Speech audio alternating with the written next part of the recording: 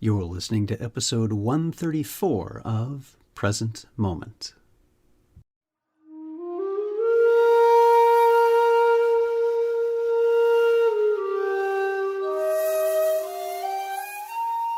Welcome to Present Moment, Mindfulness, Practice, and Science. I'm Ted Meissner. Present Moment is a podcast with interviews, conversations, and roundtable discussions. We speak with mindfulness researchers about their newest findings published in peer-reviewed science journals, teachers about their understanding and methods as they work with students of mindfulness, authors about their books and interests, and we also speak with everyday practitioners. The website presentmomentmindfulness.com has show notes for each episode along with resource materials. Marc Lesser joins us to speak about 7 practices of a mindful leader, lessons from Google and a Zen monastery kitchen.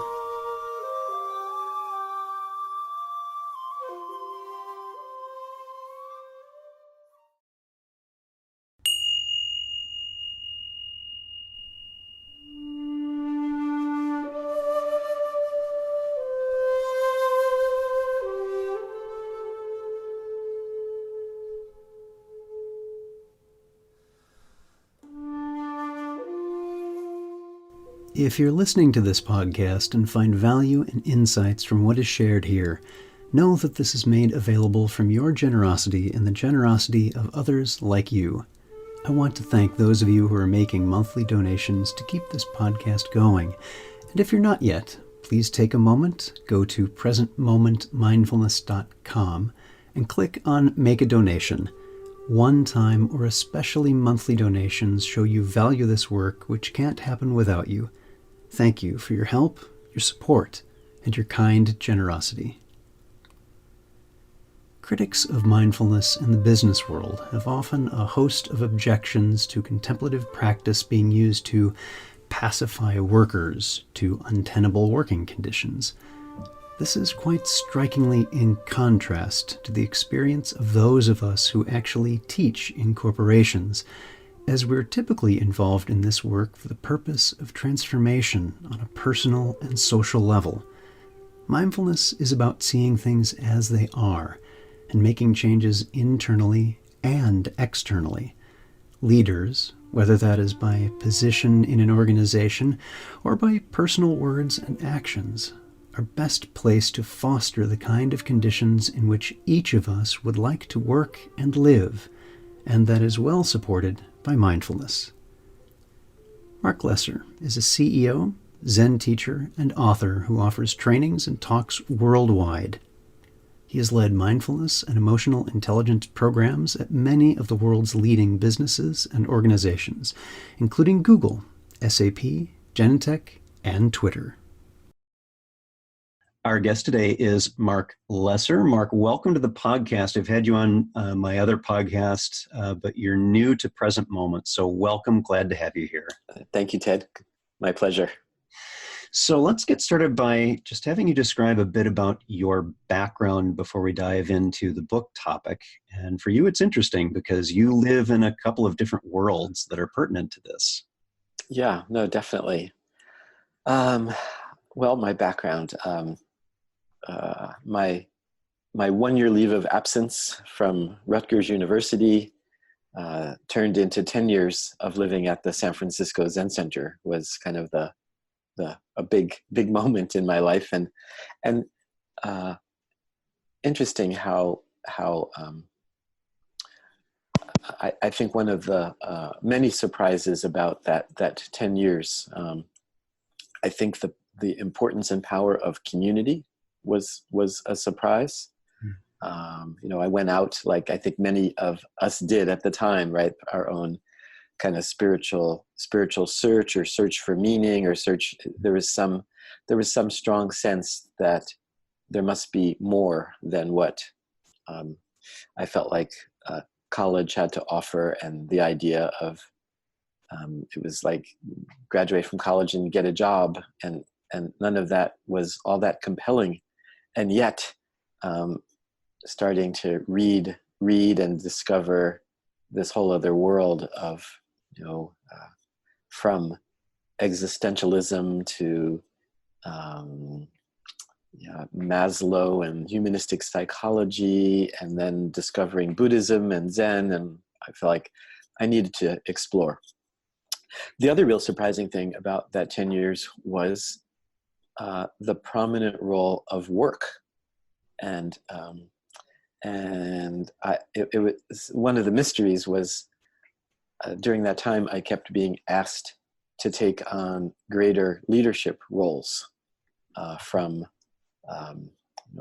figuring out how to farm with horses, which is something I did for 3 years and survived, and then but many years working in and then running Zen Monastery Kitchen at Tassajara, and then my last year, my 10th year, being the director of Tassajara. And those two roles, especially the running the kitchen and being director, were really surprising in terms of how challenging and how much I felt there was to learn by being in the leadership role, and also in the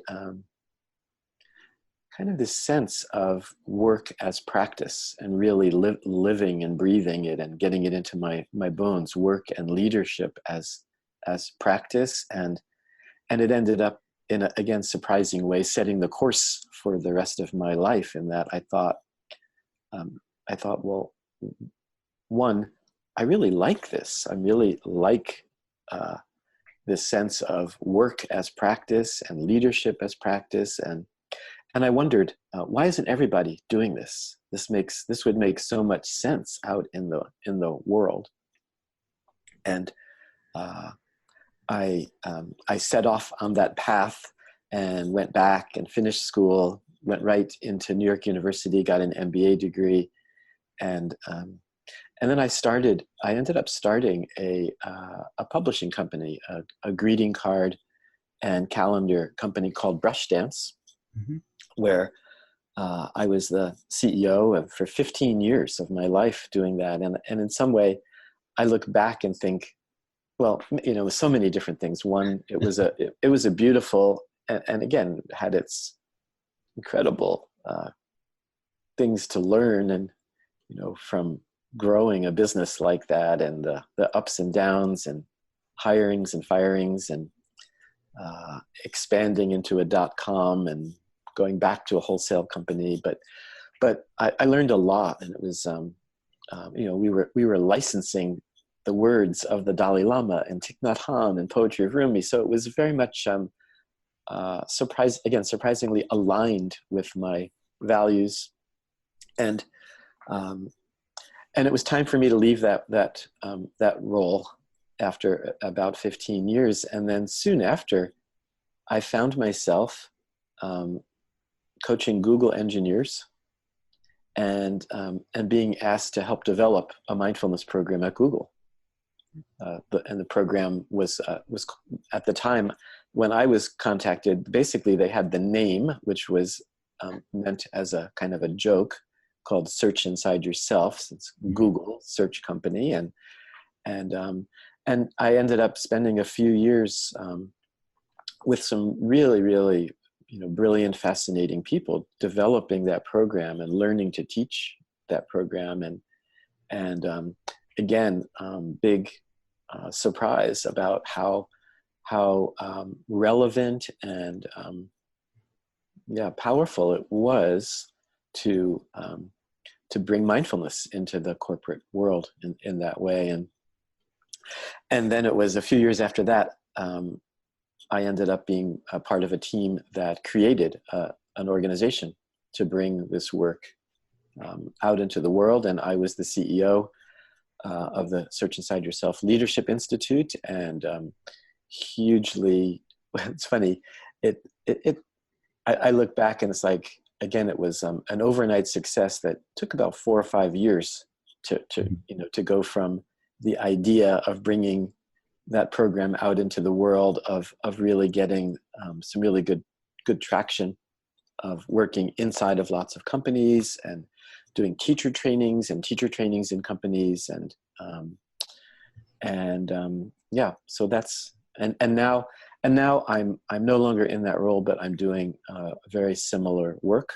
My aspiration is, change lives, uh, and bring this work in a way that is accessible, to make it highly accessible to a wide range of people without sacrificing the depth. Is my my goal and aspiration in this work, and that's um, and and that's what I'm doing these days. Although I do I lead a weekly uh, meditation group in Northern California, in my hometown, Mill Valley Zen. I'm still quite involved with the San Francisco Zen Center. Yeah, I mean, last week I could be found wearing my Zen priest robes. I gave a talk at the city center, and a few days later I could be found leading an offsite retreat for a major, Fortune 500 corporation. So that's my life.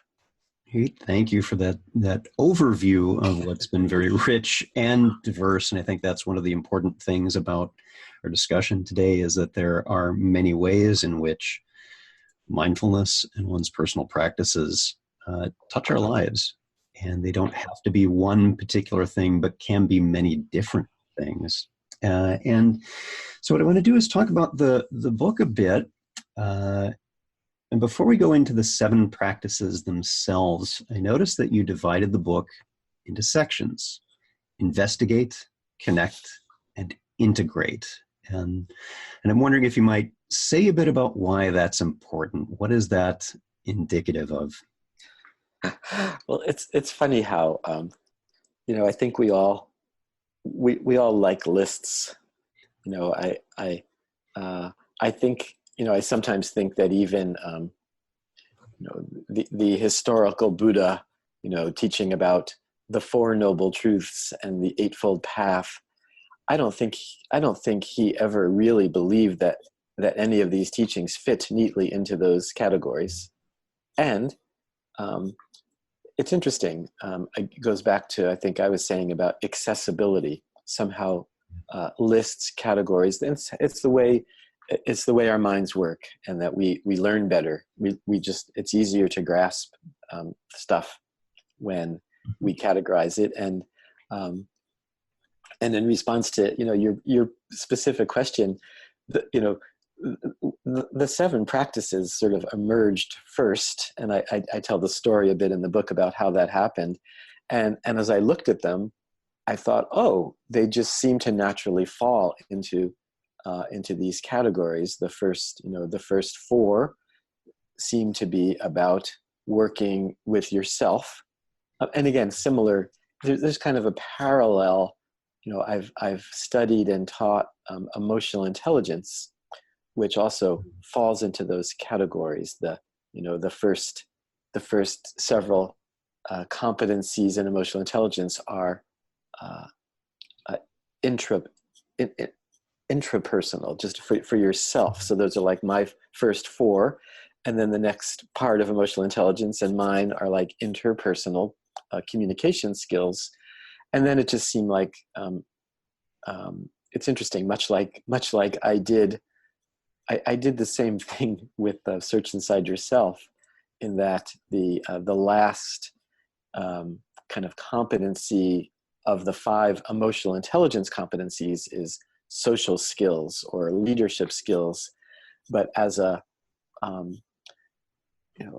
when in developing a training, I kind of ended up labeling that as integration, as being the last one that integrated all of the others. And in this case of the 7 practices, the 7th practice of keep making it simpler seemed like it again goes beyond the inner work and the outer work, and is kind of an integrating force. Mm-hmm. So that's how that happened. And in putting a book together, there's something nice about formatting it and packaging it in a way that makes it more tells a tells an easier to grasp story. Right. I think that contributes to the accessibility of what you have to say, that it's in, one can't eat an 8-course meal all at once. Right. You start with course one. Right. Right. Right. Yeah. So let's talk a bit about what the 7 practices are. Maybe you could just list them and give just a brief summary of what each is, and maybe we'll take one of them to unpack a little bit after that. Sure. Well, maybe I like to kind of roll them off my tongue in a way. They're almost like, I find them a little bit like poetry, love the work, do the work, don't be an expert, connect to your own pain, connect to the pain of others, depend on others, and keep making it simpler. And I think there is something poetic about them, something practical about them. So now just to unpack them very briefly to make them a little more practical, love the work. Love the work means to fall in love with the work of mindfulness practice. To see that that is the real work, is the work of getting to know ourselves, to really become intimately familiar with us, our own habits, proclivities, body, mind, hearts, the mystery of it all, and also at the same time to go beyond the usual sense of self. So get a little bit into the small mind, big mind kind of discussion there. And also part of the work is the work of service, the work of helping others. So this is and it's a little bit like what are we called to do? Like looking deeply at one's real inner calling, not so much around career as much as like the why are we here on the planet kind of calling. So, and there is something about, I think the word love is relevant, potent, powerful in this realm. And then the second practice is do the work. Now, maybe worth interjecting, Ted, that these practices originated as guidelines for becoming a mindfulness teacher, which is how they first emerged. But they then broadened beyond that. They became, for me, how I wanted to run the organization that I was running. They kind of described maybe the steps to how to build a great culture. And then they went even kind of widening from that. They were like, this is how I want to live my life, is according to these 7 practices. And they in some way, I think they're not a bad definition of what mindfulness is, like which is these days mindfulness has been often boiled down, to a sentence, whereas I think of mindfulness as lifetimes of study and work and unpacking and depth and breadth to this idea, this thing that we call mindfulness. So love the work is the first, and then do the work is to actually, the sense of, especially if you're going to teach mindfulness, but for anyone, it's essential to actually have a practice, to have some kind of a daily practice, and also some way of bringing, a meditation practice, journaling practice, listening practice, some way of then integrating these practices into your relationships, work, all parts of your life. The third, don't be an expert. Essentially, taking from Shunryu Suzuki's Zen mind, beginner's mind. So the beginner, I think he really popularized, made accessible, and there's a lot of depth, amazing depth actually in that book of essays of Shunryu Suzuki's. But seeing the how essential it is to not be an expert, to let go of thinking that we're right. Again, whether we're in the business world or any parts of our lives, great, important practice. The next two, a little bit, I think, unusual in the business world, connect to your pain. as a practice. Don't push away what's difficult. Embrace, invite, become familiar with all of the ways that we struggle in this human body and life, and to have a different relationship with pain and difficulty, to see that it's a great teacher, from the simple things like, not getting what we want and getting what we don't want, to the more profound things like old age, sickness, and death, and connect to the pain of others. Again, broadening, seeing, becoming,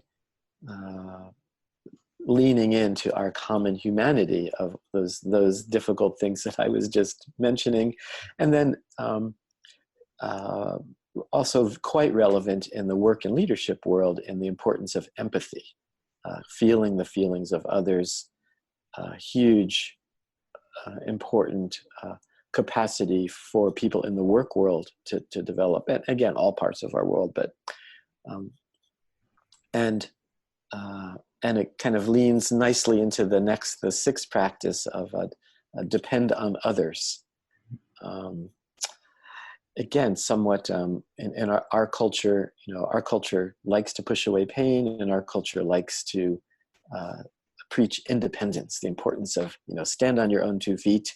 And yes, we do need to stand on our own 2 feet, and we need to learn that we're not. We're also leaning on others, and others are leaning on us.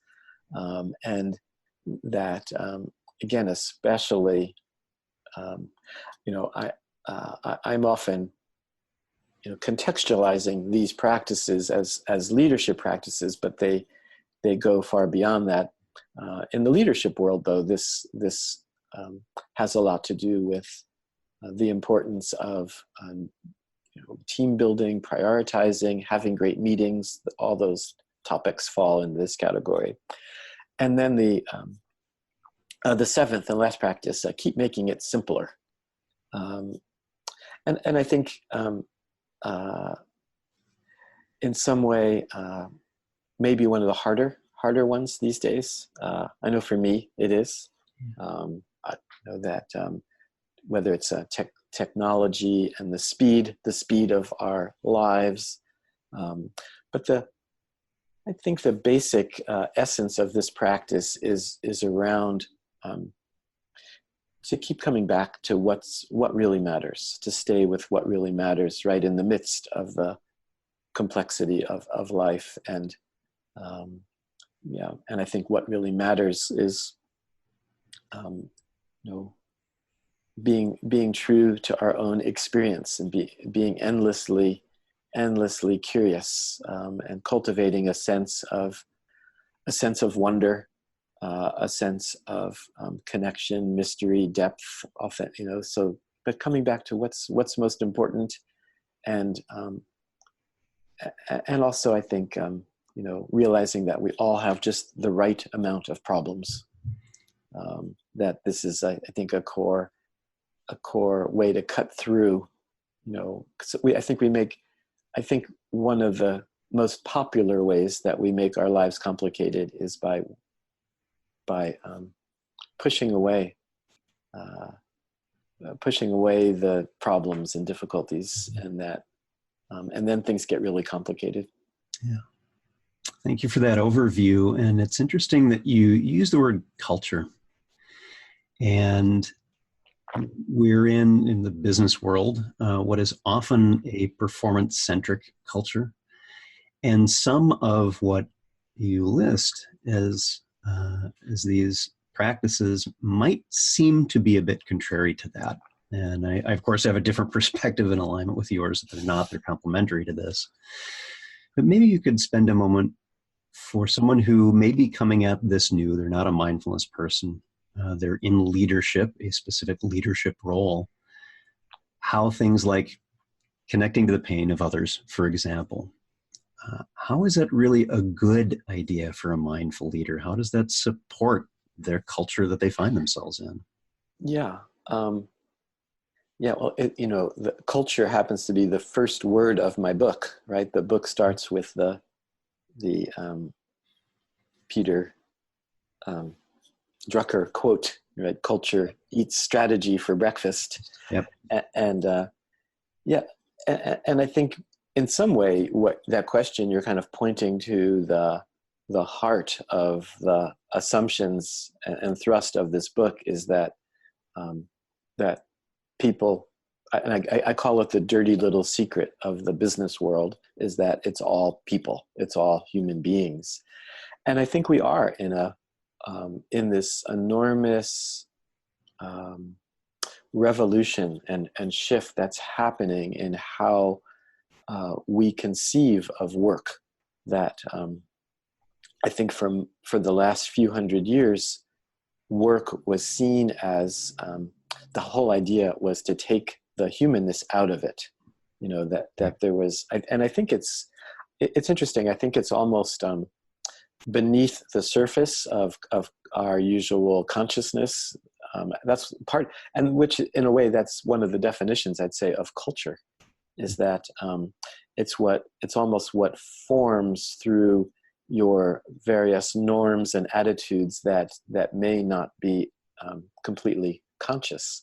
So I don't think it's so conscious. I don't think anyone actually consciously said, let's take all the humanness out of the workplace. However, there are lots of lots of people, I'd say especially lots of men, who were creating companies who just wanted things done the way that they wanted, and were forming assembly lines were very successful, just putting people into these different pods and give them a job and have each person just do their job, and then out of that came org charts and cubicles and in a way it worked pretty well in a certain way. And there was an expression that you don't hear so much anymore, that you in the business world, you leave your soul in the parking lot, right? And that there is this sense of things. So all of these practices, and the one that you just pointed to, connecting to the pain of others, maybe is the most relevant to really seeing that yes, we all have our particular roles in the workplace, and those roles and relating to each other in those roles is important. But it's maybe equally important to realize the humanness that we have, and part of this revolution, I think, has to do with a combination of that the nature of business is changing, the need for collaboration is changing. I think the need for the opposite of leaving your soul at the parking lot, which would be meaning and alignment and a sense. I think we're finding young people these days don't want to just have a job, and all people. I mean, I've never, not just young people, not just young people, but I think I hear more and more in the work that I do in the corporate world, a lot of leaders and managers are like surprised, like, gee, these millennials, they want meaning. What's with that? And they want to have a life. They want, it's important to them to have things like flexibility, to be able to be with their families, and to have, and not to they're not looking to work 50 years in the corporate world and get a gold watch. That's not going to cut it.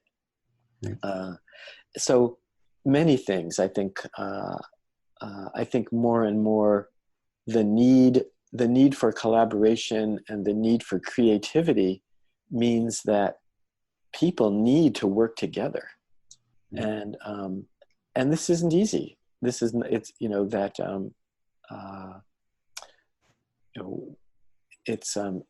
I think there are incredible challenges to bringing in that humanness, and it has a huge upside to it: collaboration, creativity, innovation, and yet it has to be done.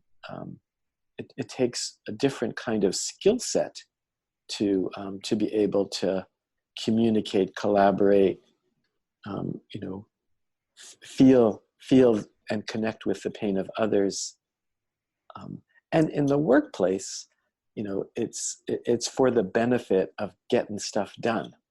So there is some natural. I totally get the tension here, the paradox here, and I think it's important to not underestimate the paradox that there is, the tension that there is between getting stuff done and results and productivity, and the need to take care of people, to be caring, empathic, connecting to others' pain. But I think the payoff is tremendous. But it does require working with that natural tension. Mm-hmm. What I like about what you're saying is that you don't shy away from the humanity aspect of one's vocation, of being a leader, whether it's the actual role one has or just the work one does. Taking that on can be very challenging. And one of the things that I run into frequently, in fact, just 3 times this morning, just today, is something I hear quite often from critics of mindfulness in the business world, is that it's just about pacifying workers to their conditions. I'm wondering if you've run into this yourself and how you might respond. I know some of those critics are quite clear about how I would respond. I don't hold back on that, but I'm interested to hear from you on this. Yeah, I would. I've heard that, of course. I think and I would say quite the opposite. Quite the opposite. That what I've noticed is that when you bring mindfulness into the workplace, what you're bringing in is greater awareness and consciousness, and if someone is not feeling happy or satisfied or secure, it accentuates those feelings. It brings out. I'd say that in a way, it has a way of accentuating and brings out not only the sense of satisfaction and wonder. It also brings in the dissatisfaction and people's passion, and sometimes people waking up to the fact that they're not being treated well, or they're not doing what is in alignment with their values. And I love it. People often use the word. They'll say, this person is so zen, or and what they mean by that, I think, is somewhere between. I think there is a positive sense of calmness and satisfaction. Maybe the shadow side would be the word you used, pacified. Yeah, and so again, in these programs, might there be some of that? Of course. Some people might just really be looking for some relief from their stress, from their difficult situation, and might find that. But that's not the intention. I'd say the intention is to help people wake up, And even, it's interesting when people, I get this a lot because a lot of the work that I've done and do these days is this integration of mindfulness and emotional intelligence. And emotional intelligence and mindfulness are not about making people, calmer or more satisfied.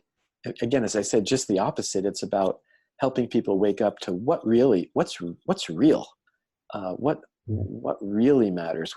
What am I really feeling? What are the values here at this company? How is the communication? So that's my response to that question.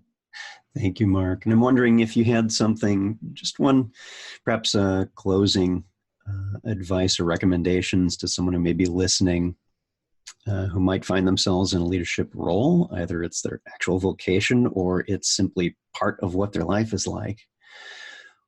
what's something you might want to suggest for them to help them in really actualizing mindfulness in however leadership may be showing up for them in their life? I think, in some way, any of these 7 practices, like you could almost like take one, but I think, it's easy, even for leaders, it's easy um, to feel a bit like things are happening to you, or like you're in that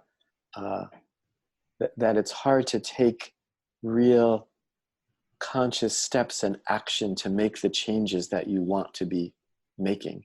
Mm-hmm. So I think, as a leader, um, I think it's really useful to have kind of what I think of as 2 sets of goals.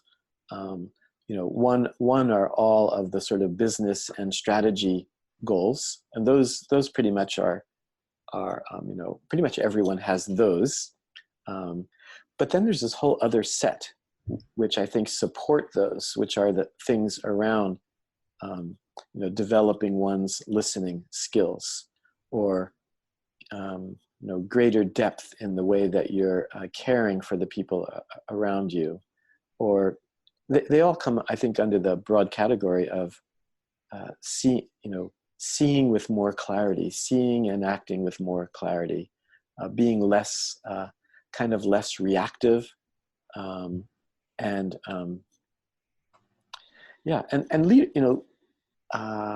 I think leadership is incredibly humbling, really, really humbling. I've gone back and forth over many years of, sometimes I find myself leading organizations, and sometimes I find myself as an executive coach to leaders. And coaching is just so much easier. I'm really good at working with leaders and helping leaders to find solutions and grow their companies and grow themselves. But I get to just leave. I get to just I'm not there managing people, and the difficult, and the combination, again, that tension of producing results, meeting, financial goals, and creating new product goals, whatever those are, and motivating people, connecting with people, keeping people happy and challenged and connected to a whole host of varying personalities and needs. So I can see why leaders don't want to deal with the whole the people part of it. Is hard. It's really hard.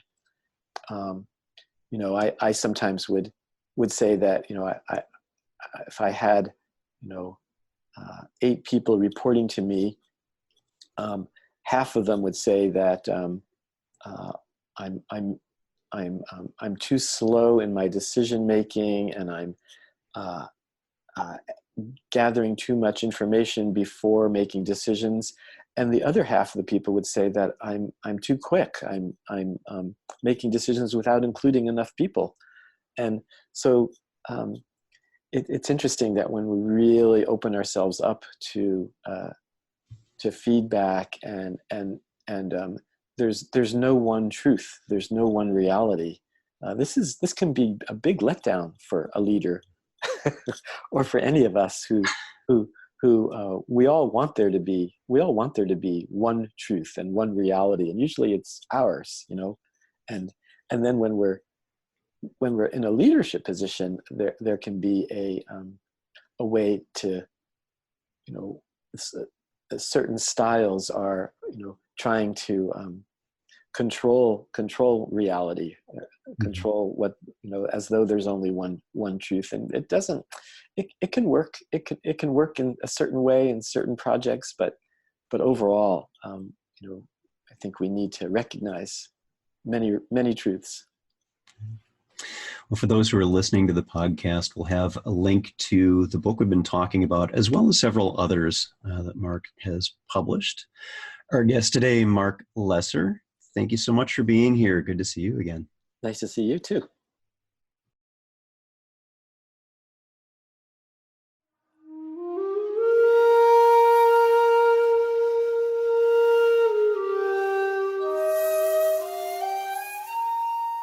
Thanks for listening.